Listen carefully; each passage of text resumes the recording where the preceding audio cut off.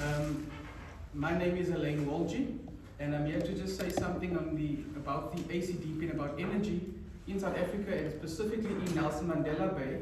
I was interested when you mentioned the wheeling thing, because I want to mention a little bit about that and where that process is now. I'm speaking on behalf of Councillor Lance, who is unfortunately out of town, and he was supposed to speak here today. It's Lance who's our provincial leader, then Marianne Lotte who's our second councillor in council in Nelson Mandela Bay, and then I'm sort of the third in line in the hierarchy of the ACDP in the province. So you never get to hear number 3 of any leadership team until the off chance that the other 2 are out of town. So you get me today. If I'm any good, you can imagine how good the 1 and 2 is. Yes. So I'm happy to be here. It's good to have heard everything that was said here about solar and all of that. And I think One Solar should take note of my speech a little bit, because if it's good and it's good for you, and I think it's going to be, you might consider at other events calling me in to help sell your products for you, because I'm definitely going to sell solar a little bit here today. Right, so I just want to create context in terms of energy in South Africa. There's a wonderful article on Tech Explore website, South Africa Electricity Crisis Series.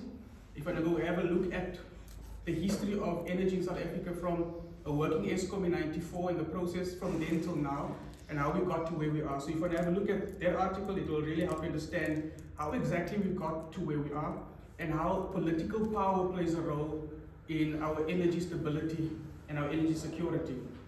So I just want to give you some background in how renewable plays a role in where we are in terms of the energy sector.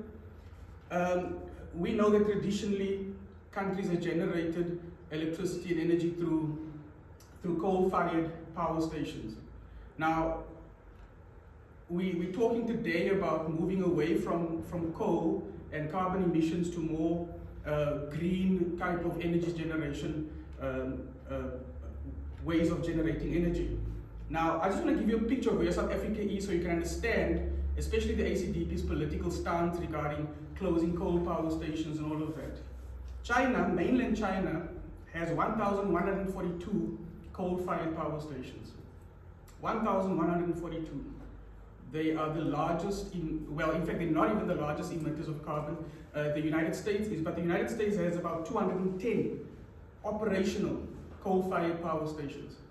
South Africa has 18. We are responsible for 1.1% of the global carbon emissions in the world. 1.1%. So the urgency that our government is using to say that we need to go green, it's not that urgent for us. I mean, the 1.1% contributes, but it's not as much as the big powers in the world. And remember, since the 90s, we've actually been selling high quality coal to Europe and China. And in the last few years, it has actually increased. Most of our high quality coal goes to Europe, especially Germany and China, while we have load shedding. At the same time, about 5%, it's not that much, but about 5% of our electricity we export to Swaziland, Botswana, Mozambique, Lesotho, Namibia, Zambia, Zimbabwe. And it's interesting, and I don't know how they calculate, how they do this, how they get to do this, but in 2022, we exported about 12,300 gigawatt hours of electricity to these countries I just listed. But then in the same time, we imported 10,800 gigawatt hours from Mozambique. Doesn't make sense. Yeah. So politically, the only way to understand this is there's some money exchanging hands somewhere and some personal benefit going on somewhere. It really doesn't make sense. And on the other hand, why would you supply countries when your own country is having an energy crisis? You obviously want to start at home, fix your house first, and then you help where you can. So obviously, this election is crucial to get responsible government.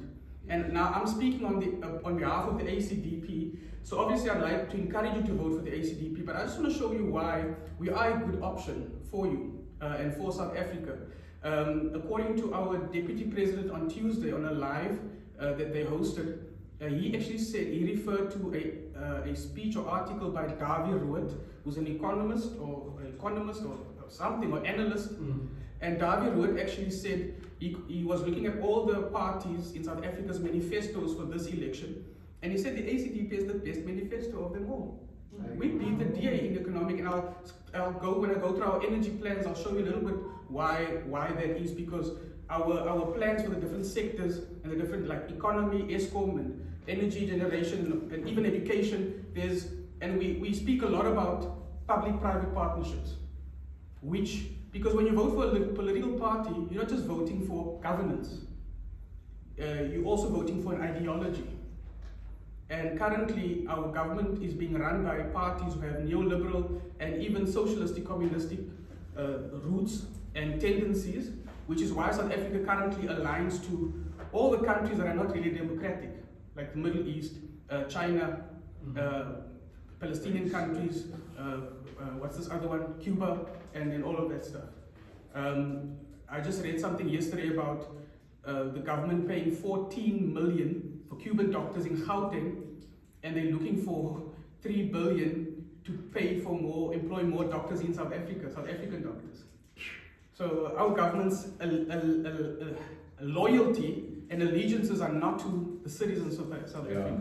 It's global and other interests and parties and interests. So I just wanted to show you that South Africa has tried to also diversify a bit. 78% of our energy generation comes from coal, 5.7% from wind, 3.9% from hydro, 3.6% from solar, and 3.2% from nuclear.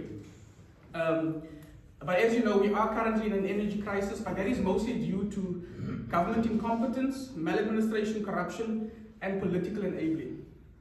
Now, when we come to Nelson Mandela Bay, I want to refer to an article in the Herald last year in July, the 5th of July, and I'm not going to be long, I'm actually not very far from closing. On the 5th of July, there was an article in the Herald about the collection rate of the city that had picked up in May to 97.3%.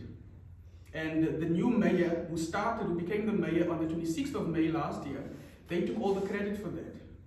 Now I'm going to show you what the article said. The article showed basically, they interviewed the chief financial officer, and he said that by the end of March last year, we had a collection rate of about 50%.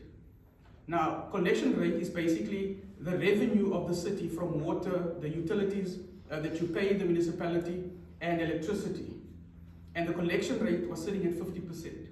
Now, we've been in government, the ACDP, with the DA and Freedom Front Plus and a few other guys, from about end of September 2022 up to May last year. Now, unfortunately, and I'm not trying to shame anything or anyone, but it was the ANC with the EFF and the DA who got us into trouble to that collection rate. Because when the ANC was still in power, before we came into power in 22, they voted for a punitive tariff, water tariff. Remember when we had the water scarcity issue?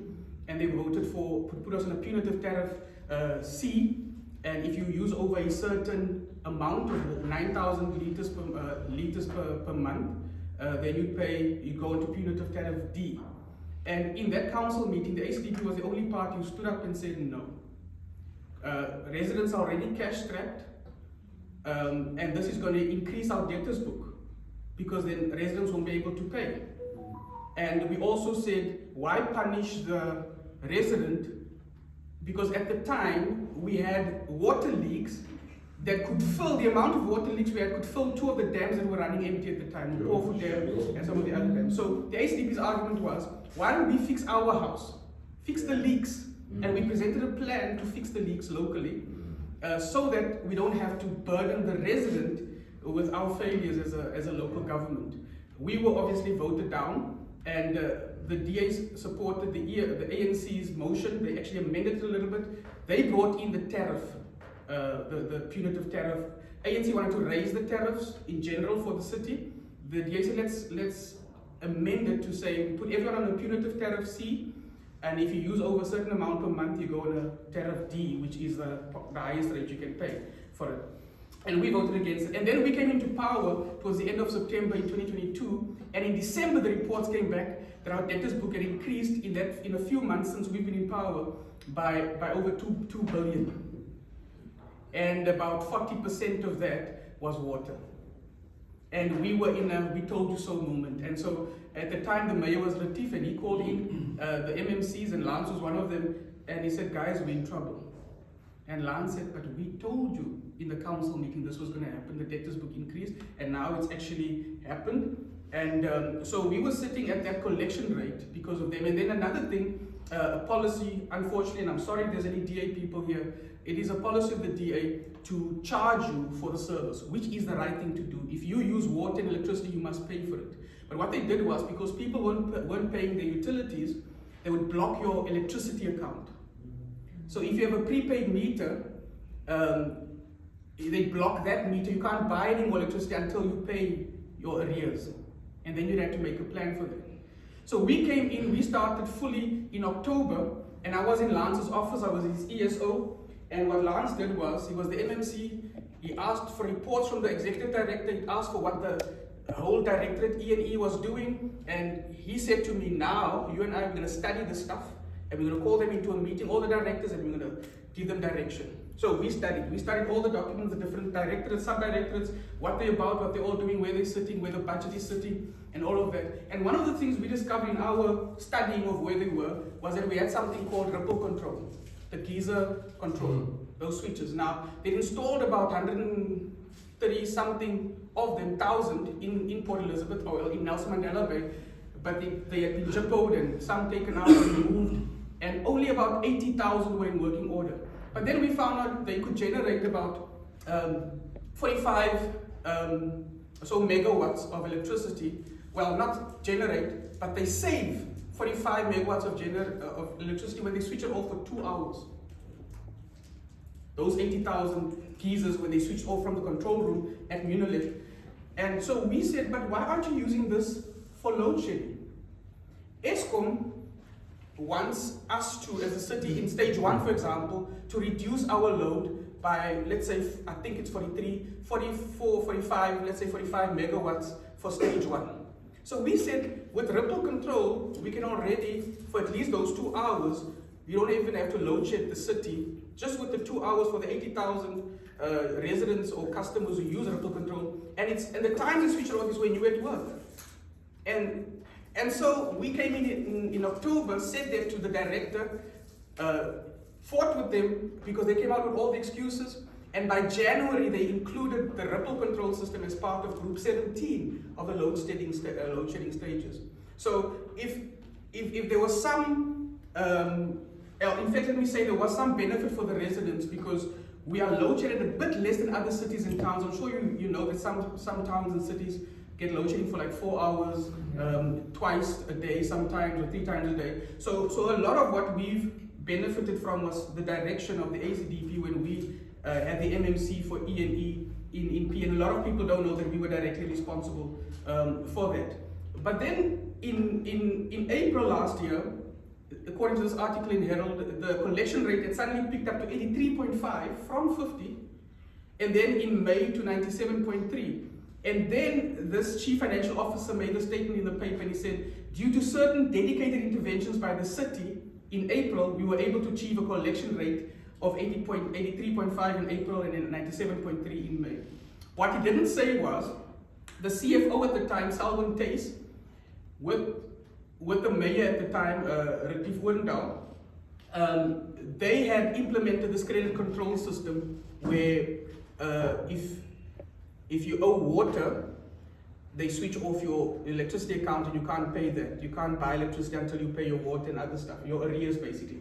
And so we came in since October in 2022, and we argued, I wrote a letter for Lance, for the mayor, for Retief at the time, to convince him. So they had a one-on-one, and Retief said, "No, there's no way we're gonna not block them. They must pay."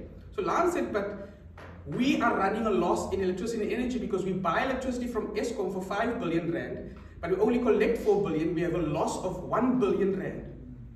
Now, what you do is when you block somebody, when you have a prepaid electricity meter, it means you have the power over you have control over your electricity usage. But when you block that prepaid meter, you take that control away. And so what happened in PE then, in Nelson Mandela Bay, once they started blocking the meters, the people started bypassing them, stealing electricity. And so we lost revenue of up to R1 billion, and obviously part of that losses included theft of electricity by informal settlements and those kind of things. So we went on a campaign. We literally went on a campaign. Lance, what's the word? He attended the budget and treasury meetings that Retief led at the time, and he went in and forced to make a speech, and he forced this thing. He said, why don't you, instead of blocking them after 3 months, why don't you extend that period? And we were running at the time an amnesty program for people in arrears, or people, who had jippoed their electricity boxes, their meter boxes, and we said, we'll give you amnesty where you won't pay the penalty for repairing it, and then we'll just come and replace the box that you jippoed. And we waived the penalty for it, and we said, why don't we say that the ETAP customers, the amnesty customers, they don't have to pay the reconnection fees. So he fought for that, and eventually he got to persuade Selwyn Tace, who was the chief financial officer, and he persuaded Retief, and they accepted our proposal. So it went through the budget and treasury committee, they approved it, it went to council approved it, and it became, the credit control policy was then amended, and literally in a month's time people could pay back, and these ETAP customers, over about 40,000 of them could reconnect the electricity without paying the reconnection fees, and they started paying and buying electricity again, and the revenue picked up almost immediately, and we jumped from 50% collection rate to 83, and then in the next month to 97.3. The ACDP was directly responsible for that. So I just wanted to show you, we're not just about morality and the lifestyle and the kind of laws that influence culture in the nation. We're also about governance and governing well and governing for the benefit of people. And so the credit control policy was waived, was changed, where blocking of prepaid meters and waiving of reconnection fees for ETAP customers. And then we also introduced something that they did before, but we brought it back in, where you extend the period before you block for arrears, before you block the account, the electricity account. But then if you buy your prepaid in between, some of that money, a percentage of that goes toward your arrears. So we had that included in the credit control policy, which contributed to the higher collection rate in April and May last year. And so the ACDP were directly involved in that. So when it comes to wheeling, and I just want to talk a little bit about wheeling. Wheeling is a system where a generator, somebody who generates electricity, a company, can use the grid of the municipality of Nelson Mandela Bay and basically run on that system and provide electricity to a customer who pays them. And so you pay the municipality for the right to use the network. So that wheeling agreement, when we were in power last year, it was sitting with legal services, and it literally just awaited a signature. It's actually already been approved by NERSA a while ago. It was just our municipality who was looking at the risk issue of maintenance, because if you wheel on our system, we need to guarantee that your customer will get his electricity. Because if you understand electricity, and I'm not an engineer by any stretch, but we made sure we understood what we were governing when we were there. So we asked them to explain all of this stuff to us. So when you put in, and we've got a solar wind farm that's in process now behind the Ruellen Park substation there, and we were there for the launch and the opening of that thing with PowerX and the other guys. But when they wheel into that substation, when they put the electricity in, it's not like the grid knows this belongs to that company and it goes. It's just whatever you put in, you are, you should get it out to your customers on the other end. So it's not like the grid knows whose electricity belongs to who and so on. So it's just, it goes into like a pool, and what electricity is available on the grid goes out on the other end. So the wheeling is about from one generator to one off-taker inside Nelson Mandela Bay. And currently, I've just been informed yesterday, because in preparation for this, I actually called two of the directors in technical services, and they confirmed that generic use of system agreement is in place. And the traders are now welcome to approach the municipality for wheeling deals. The contract or the agreement they were waiting from legal services has now been signed. It's in place.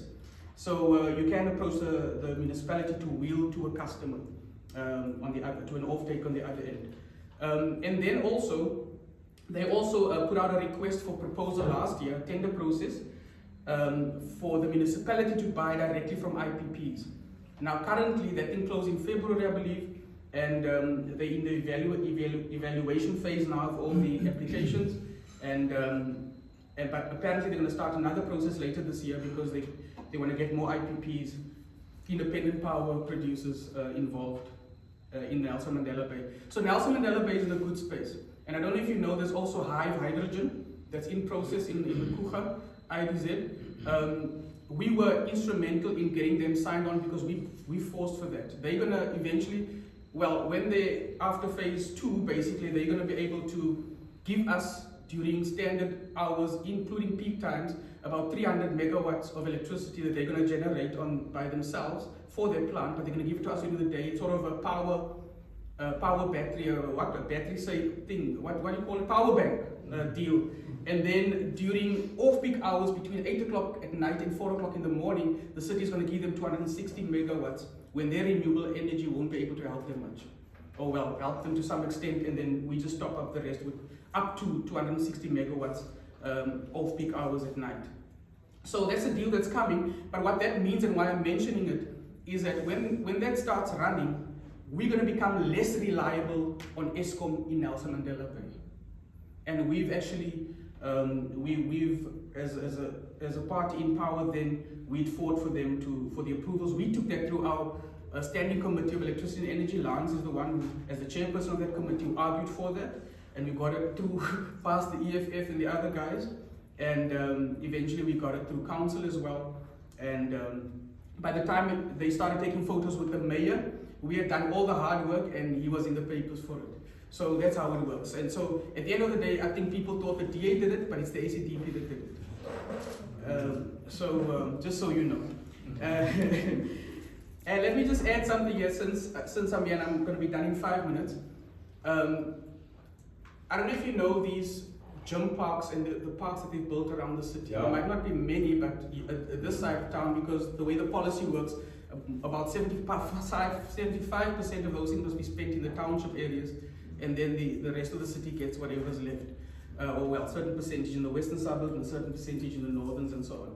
But anyway, so when Lance was the MMC for Public Health in 2018, and he was just the Public Health MMC for 8 months, and we got grant funding of 30 million, and his ED, the executive director, said, we don't know what to do with this money.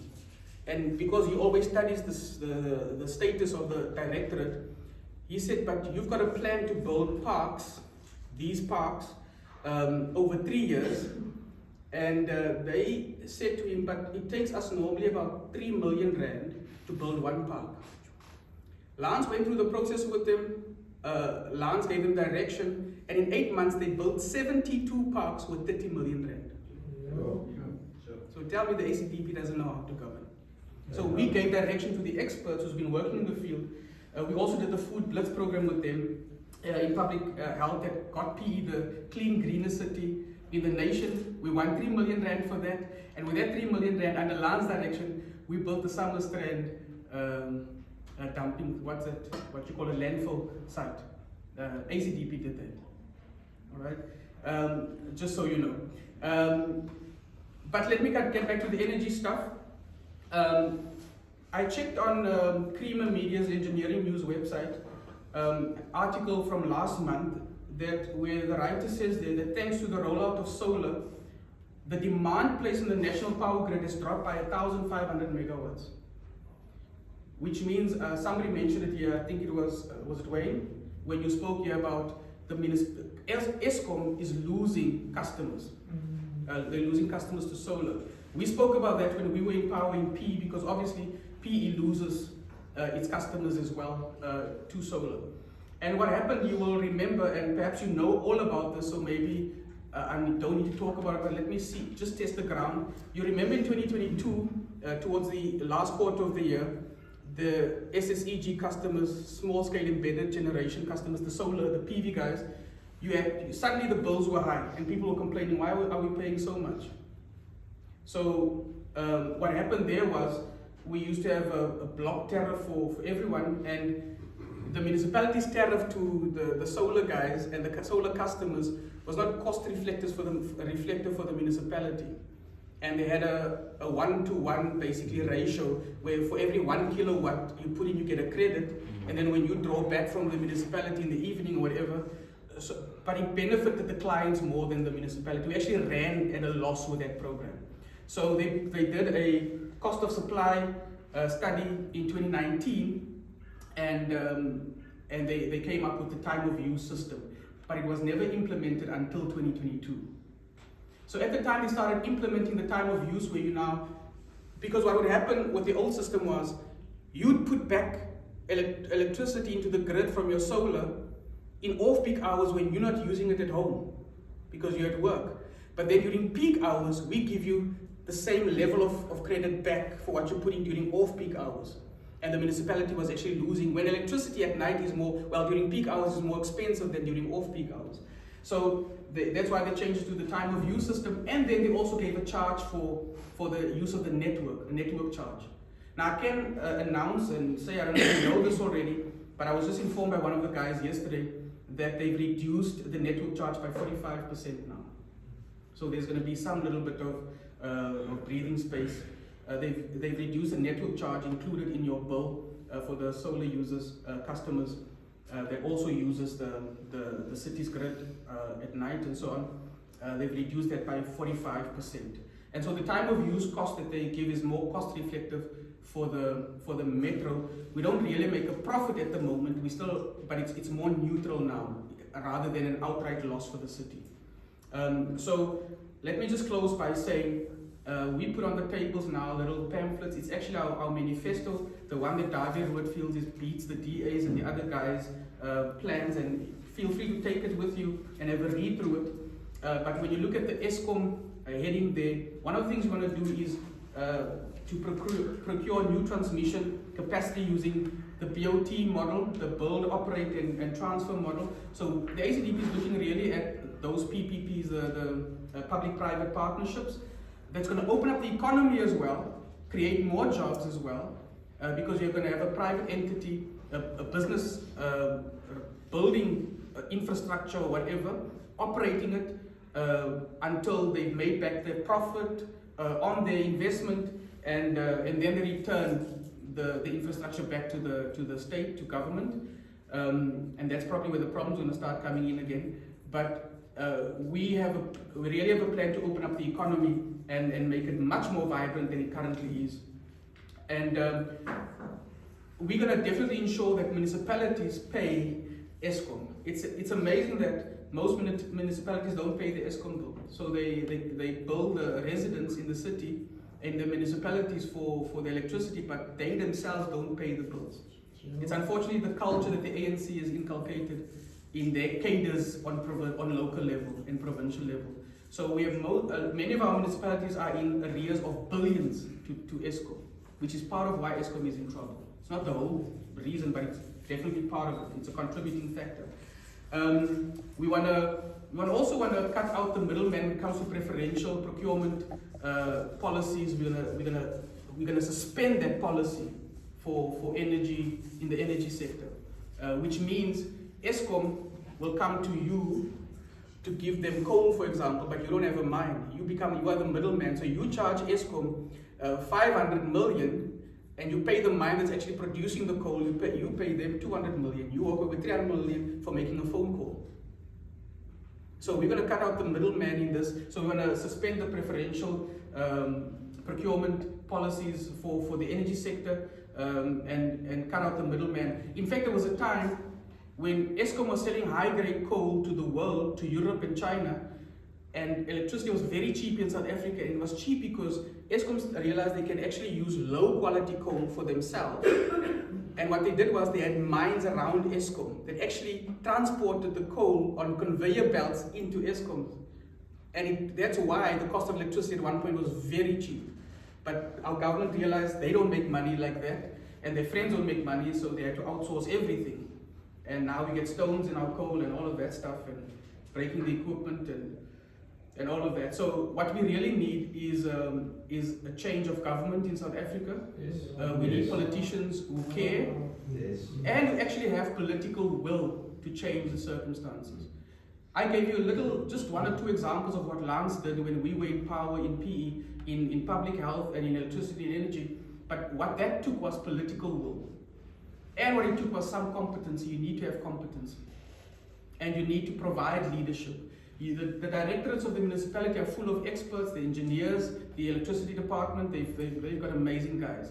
And by the way, when we were there, we realized quickly that the guys they were using to talk to the renewable sector, guys that were now coming to the municipality to partner with them, they used two of the technical services guys who knew a little bit about renewables. And we said, but that's not right. And so under our watch also, just before we left, we actually already had approved through our standing committee and through council a renewable energy subdirectorate for E&E in Nelson Mandela Bay. The ACDP did that. So don't ever think when you see our president and the other guys in parliament talking about moral issues that we don't know how to govern. We actually know how to govern. Our issue with moral issues is, for example, like the Bella Bill, and I'm now really closing with this. The issue with the Bella Bill is the government is seeking more control. Somebody spoke about it earlier. They want to control us more and more, but they also want to control our children. They also want to control how we think, how we live. And with the Bella Bill, they're now forcing that your child needs to be in grade R at the age of 5. Actually, it can be at the age of 4, turning 5 by June that year. So from the age of 4, your child should be out of the house under the care of a public system school. That's what the government really wants. And you as a parent can go to jail for 2 years, for a year, 12 months. They upped the penalty from 6 months to 12 months.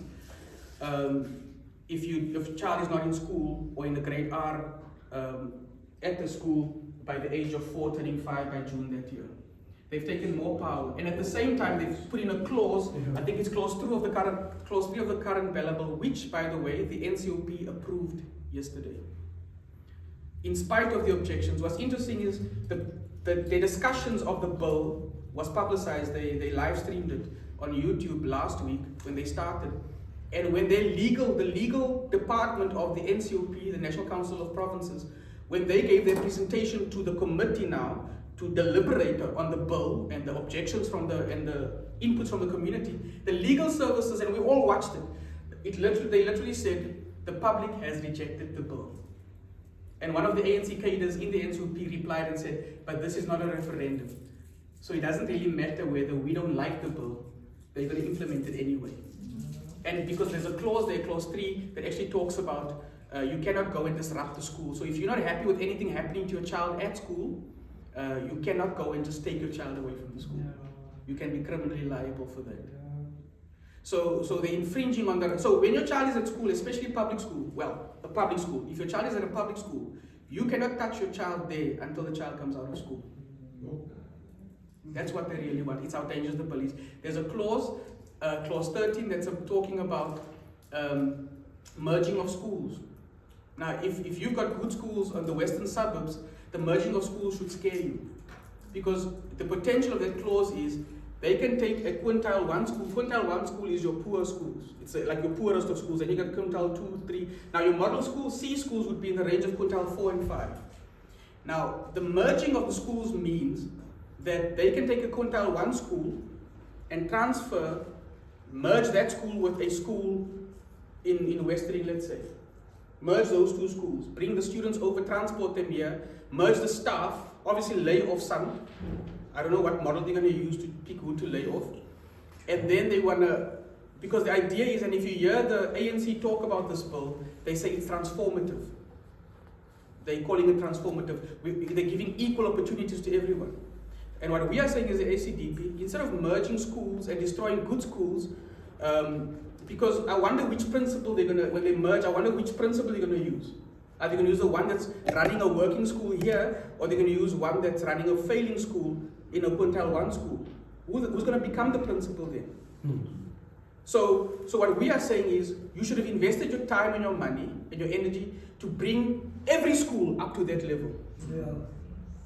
Instead of trying to take something broken and adding it to something that's working and then breaking everything. So we've rejected it both times. Our guys in the Northern Cape has actually marched and on this. We've been very active. I'm a homeschooling parent. My daughter is 18. She did her entire high school through homeschooling. So we fought for that. I don't know if you've seen some of those clips. She's actually gone viral for a speech she made in the hearings last year. It's the last point I want to mention on the Bella Bill, because it's clause 39 speaks about giving the minister power to manage learner pregnancies. Yeah. Now, that regulation, that provision in the law, in the bill, gives power to the education policy that's already been passed in November 2022. The education policy about the prevention and management of learner pregnancies at school talks about if your child is at a public school, doesn't matter whether it's a good school or a bad school, if your child is at a public school and your child is pregnant and you don't know, your child can tell a teacher at school, and they can get your child to do an abortion, and they have no obligation to inform you at all. In fact, they have no right to tell you. There's a confidentiality clause in it. And so what we've been saying is, why you bring that statement and not telling us what regulations you're going to make in terms of that management of learner pregnancies? You're getting a blank check to do whatever you want with our children while they're at the school, on the school ground. So the bill is dangerous. We fought that thing since it came through the National Assembly, through the NCOP. We're still fighting it now. And the ACDP is willing to put money and to go to court because now they've passed it through the NCOP, which means it'll go to President Cyril Ramaphosa for him to sign. So they obviously got some money from the United Nations and UNESCO to push this thing through, and that's why they have to do this, regardless of whether the people of South Africa said no. So, so I just want to say, come 29 May this year, make sure we put the right people in power. Thank you so much. Thanks, Stella.